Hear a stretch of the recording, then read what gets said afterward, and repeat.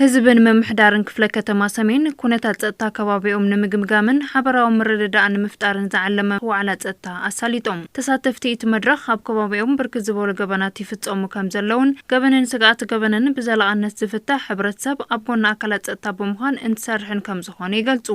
ኣብ ልዓላቂ ዓዲ ኸንፈሮ ዕጡቓት ኮይኖም ከም ዝሰርቁሉ ወኣርፊድ ኮይኑ ኸይድ ቀሺ ቤተክርስትያን ለይትሉ ኸድመሩ ኣብቲ ሰላም ጊዜ ሎሚ ከመይ ገይሮም ኸዱ መሪሕነት ወሳና እዩ እንተኢልና ነቲ ዝሰርሕ ፖሊስ ምምራሕ የድልዮ ነቲ ዝሰርሕ ፖሊስ ምክትታል የድልዮ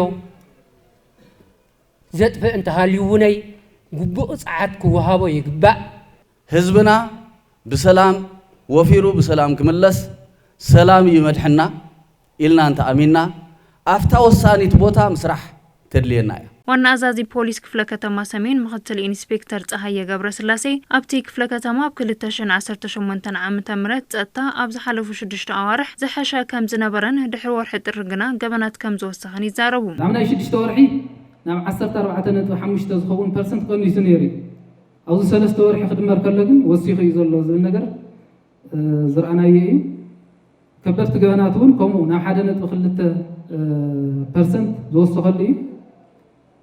በዝሒ ተጠርጠርቲ ናብ 776 እዮም ካብዚኦም ቶም 637 ዝተተሓዚኦም 139 ዘይተተሓዘሉ ማለት እዩ። ናይ 6 ወርሒ ኣብ ዝሓሸ ደረጃ ዝነበርና ምዃንና ድሕሪ 6 ወርሒ ግን ዝተፈላለዩ ናይ ጸጥታ ጸገማት ተፈጢሮም እዮም።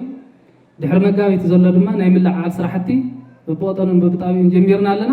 ዋና መሓዳሪ ክፍለ ከተማ ሰሜን ኣይተ ሙልጌታ ገብሩ ኣብ ልዕሊ ማሕበረሰብ ንዘጋጥሙ ገበንን ስጋኣት ገበንን ንምክልኻል ኩሎም መሓውር ጸጥታ ተዋዲዶም ክሰርሑን ከም ክፍለ ከተማ ዝተረጋግዐን ሰላማዊ ምንቅስቓስ ሕብረተሰብን ንምፍጣር ከም ዝስራሕ ይሕብሩ። ከመይ ተሓጋጊዝና ገበንን ስጋኣት ገበንን ንቕንስ ገበነኛታት ትክክለኛ ፍርዶም ክረኽቡ ዝኽእሉሉ ኩነታት ከመይ ንፈጥር ኣብዚኣ ብፈጸምቲ ኣካላት ክማልኣ ዝግበን ክነማልእ በቲ ህዝቢ ክንድገፈን ዝግበአና ነገራት ድማ ክንድገፍ ንኽእለሉ ኩነታት ክፍጠር ኣለዎ። ኣብ ቀጠና ዘሎ ሓደ ናይ ማሕበረሰብ ፎረም ኣወዳድባ ነቲ ናይቲ ከባቢ ናይ ጸጥታ ጸገም ክፈትሖ ኣይኽእልን በይኑ ታወዳድባ ናፍታ ብሎክ እያ ክትወርድ ዘለዋ። ኮሚሽነር ጀነራል ኮሚሽን ፖሊስ ትግራይ ይሕደጎስ እዮም ውዳበታት ህዝቢ ምስ ኣካላት ጸጥታ ብምትእስሳር ኣብ ሰላምን ጸጥታን ዝረኣዩ ጸገማት ንምፍታሕ ክስራሕ ኢሎም ገበንን ንገበን መበገሲ ዝኾኑ ንገበን ዘለዓዕሉ ዝተፈላለዩ ተግባራትን በጣም ብዙሓት እዮም። ቁማር በልዎ ቤቲንግ በልዎ እንታይ ዝበሃል ሓሽሽ በልዎ ሽሻ በልዎ ጫት በልዎ ግዛዕ በልዎ ገለገሊኦም ብደንብ ምትሕልላፍ ዝረአዩ እዮም። ገለገሊኦም ብገበን ደረጃ ዝረአዩ እዮም። ዘይሕጋውያን ተግባራት ሸለል መለል ክበሃሉ ዝግብኦም ኣይኮኑን። ክንሰርሖም ኢና ዘለና ክንንቀሳቐሰሎም ኢና ዘለና እዚኣ ክንገብር ተኮይና ከዓ ተጀሚርኩም ዘለኹም ናይ ኮሚኒቲ ፖሊሲንግ ወይ ናይ ማሕበረሰብ ፎረም በሰያይሙ ክሳብ ታሕቲ ትግበር ውዳበ ክትወርድ ክትክእል ኣለዋ።